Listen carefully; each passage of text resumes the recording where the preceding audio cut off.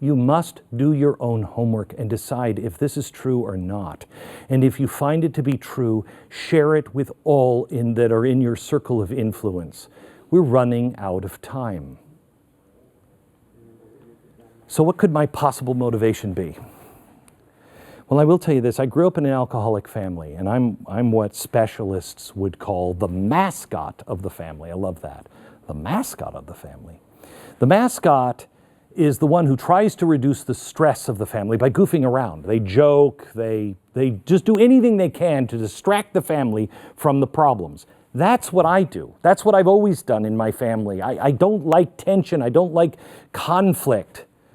This has allowed me to survive some pretty stressful times. It gives me a very dark sense of humor about my dysfunctional family or my mother's suicide or whatever. But it has helped me as a default in stressful times. It has always allowed me to look elsewhere. I hate conflict. And if you've been listening to me for a while, you probably can tell this because I've tried to be a peacemaker. I really have. And usually it's to my own detriment. I can wish and hope, and I can just, please, please, please believe the best in people. But sometimes that horse is not a unicorn. And no matter how much I hope it to be true, pigs never have wings.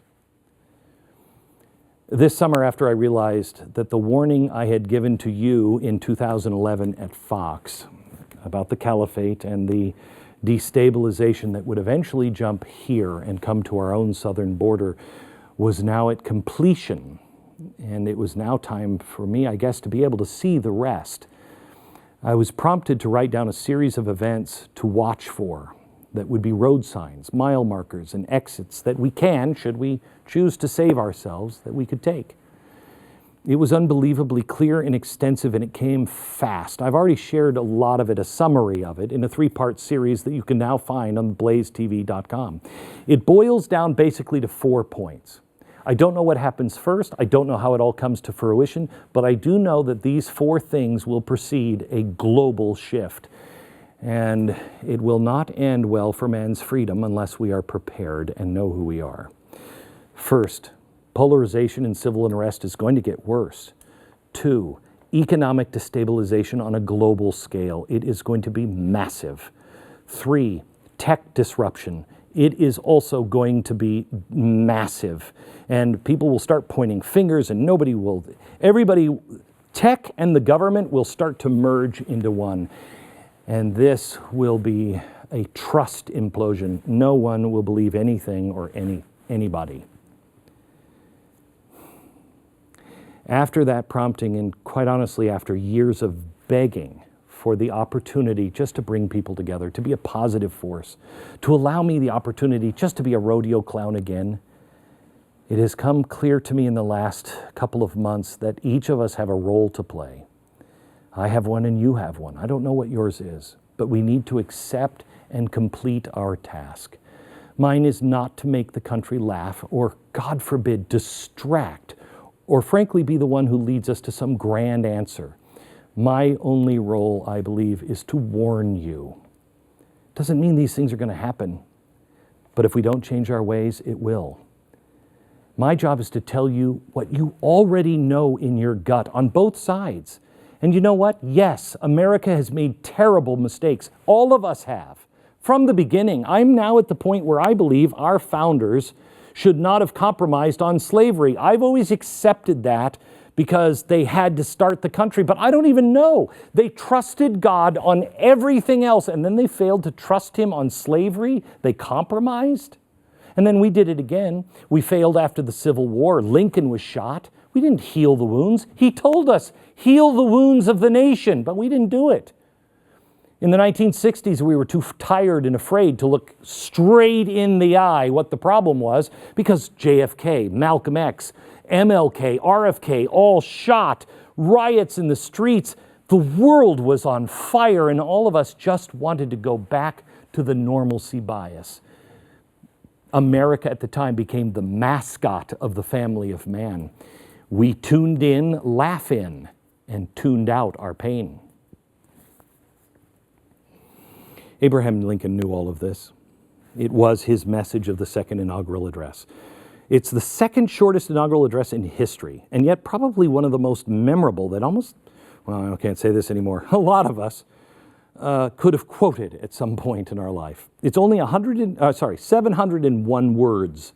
But in that 701 words, Lincoln mentions God 14 times. He quotes the Bible 4 times. He invokes prayer 3 times. 10 years after he was shot, it was the Chief Justice Chase that gave the Bible that Lincoln put his hand on and took the oath. And when he took the oath, when he finished, he actually took that Bible and he kissed the pages. Well, we know now what the pages were that he kissed, and they were from Isaiah 5:27-28.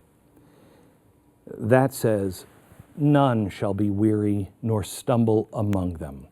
None shall slumber nor sleep. Neither shall the girdle of their loins be loosed, nor the thet of their shoes be broken. Whose arrows are sharp and their bows best. Their horses' hooves shall be counted like flint, their wheels like a whirlwind."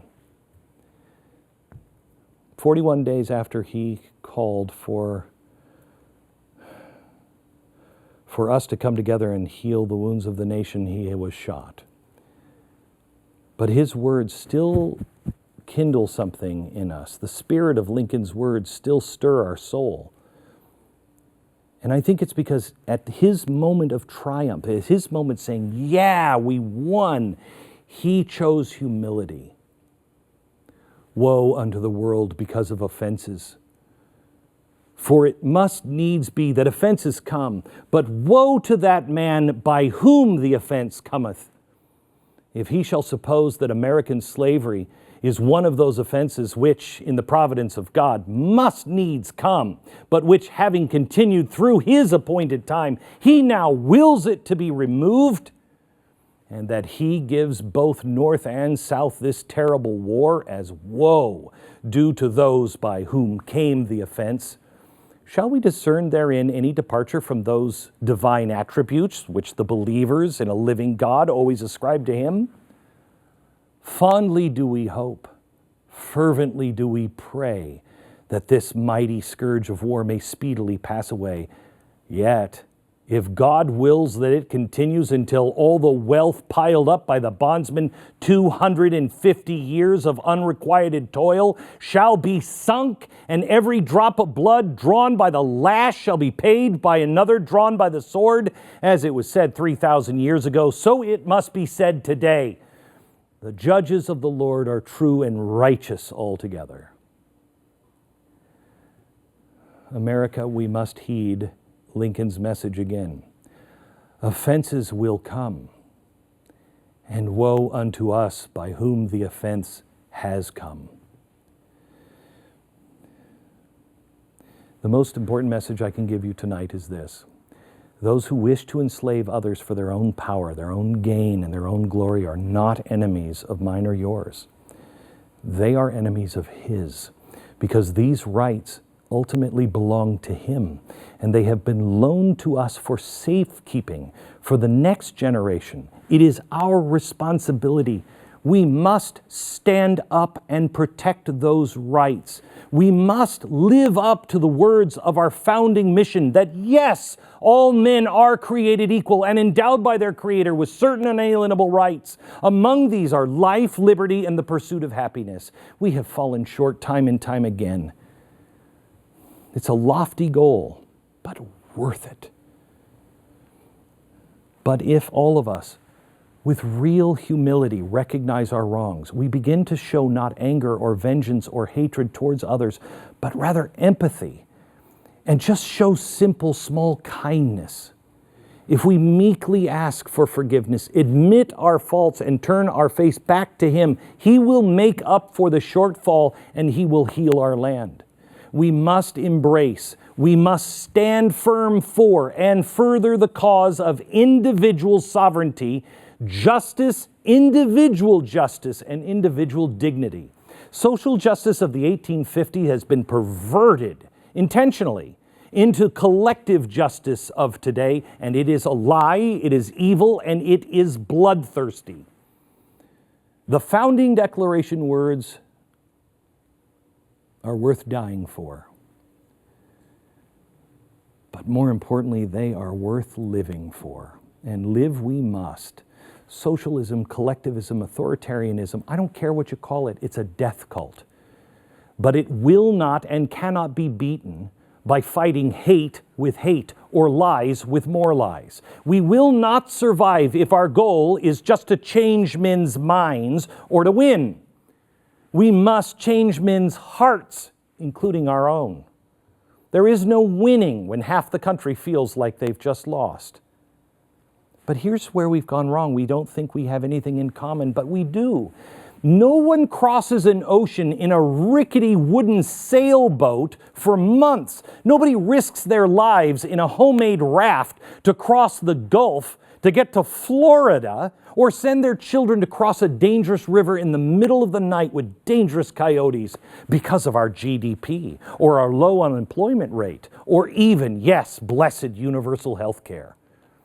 People don't come here for that. They come here for the American idea. For most of the world who are currently praying for us, please, America, wake up. We still are the shining city on the hill. They can see it.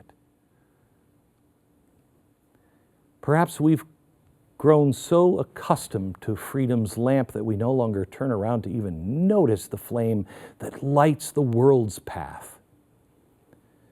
Yes, this is a place that sometimes sucks. This is a place where sometimes you get rich, sometimes you don't. This is a place where if you work hard, play by the rules, and build your own mousetrap, sometimes you can live the life you design. Perhaps you'll even become rich. But when we look at the entire population of the entire earth, even the poorest among us in America are the wealthiest 1%. But even this argument is missing the point. That is a uniquely spoiled, entitled, and American way of looking at things, because people do not escape oppression to come here to get rich. They come here to be free. And at this hour, at least at this hour, we still are. But the hour grows late. Have we become so arrogant that we are blind to our own true wealth? Are God-given freedoms protected by the Bill of Rights? I love the line from Thomas Paine, heaven knows how to put the proper price on something so celestial as freedom. And just as it was said before, if he decides that all of the American wealth be piled up in one giant heap and be sunk, then it still must be said the judgments of the Lord are true and righteous altogether. The foe we fight is not the name we hear every night on cable news. It's not the ones in the voting booths, not the one of the other parties, whoever it is that we hear. That's not who our foe is. Our foe is found in our own arrogance, in our own apathy, in our own self-imposed ignorance. Our enemy is us, our doubts, our fears, our anger, our own foolish, misplaced pride. We do not fight flesh and bone. We fight the same evil faced by the ancients that have gone before us. I ask you tonight to ponder these things, to do your own homework, to know who you are. And then let us begin again with malice toward none, with charity for all, with the firmness in the right as God gives us to see the right. Can we strive on to finish the work that we're all in? Can we bind up the nation's wounds? Can we achieve and cherish a just and lasting peace among ourselves and with all nations?